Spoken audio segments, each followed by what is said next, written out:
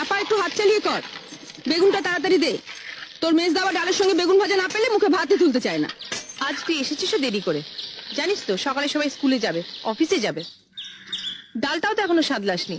আরেকটা গ্যাস জ্বালা। আজ দীপা আবার বলেছে কুরকুরে আলু ভাজা চাই। আমি আলু কেটে দিচ্ছি, তুই কড়াটা চাপা।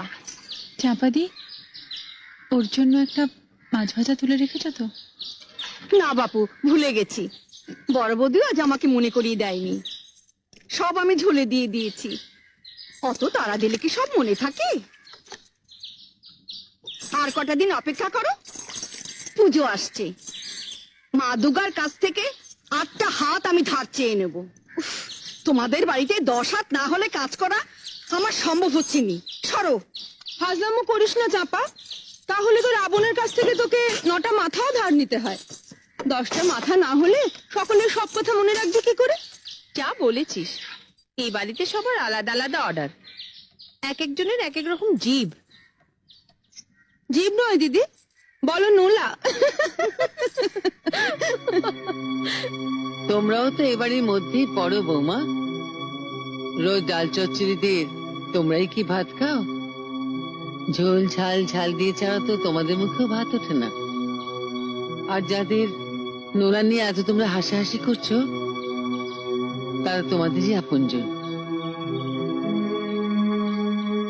জয়া মা, তুমি আর দাঁড়িয়ে থেকো না, চঞ্চলের ভাতটা বেড়ে নাও। আজ না হয় চঞ্চলকে আমি বলে দেবো মাছের ঝোল দিয়ে ভাত খেয়ে নিতে। যাও। রান্নাঘরে সবাই মিলে ঢুকলে ধাক্কাধাক্কি হবে, তাই দাদাদের খাবারটা বাড়া হয়ে যাক, তারপর না হয় ওর খাবারটা বেড়ে নেবো মা। কিন্তু আপিস তো সব একসঙ্গেই যাবে বৌমা। আপনার ছোট বউয়ের জন্য একটা আলাদা রান্নাঘর করে দিন মা, আমাদের সঙ্গে ধাক্কা ধাক্কি তোর কষ্ট হয়। আমি সে কথা বলিনি মেজদি।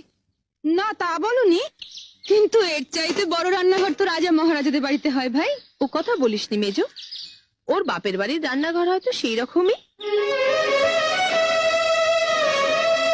আমাকে সবসময় বাপের বাড়ির কথা বলে খোঁটা দাও কেন দিদি? গরিব ঘরের মেয়ে বলে? তাতে কি, বিয়ের পর মেয়েদের পরিচয় তো আর বাপের বাড়ি দিয়ে হয় না, শ্বশুর বাড়ি দিয়েই হয়।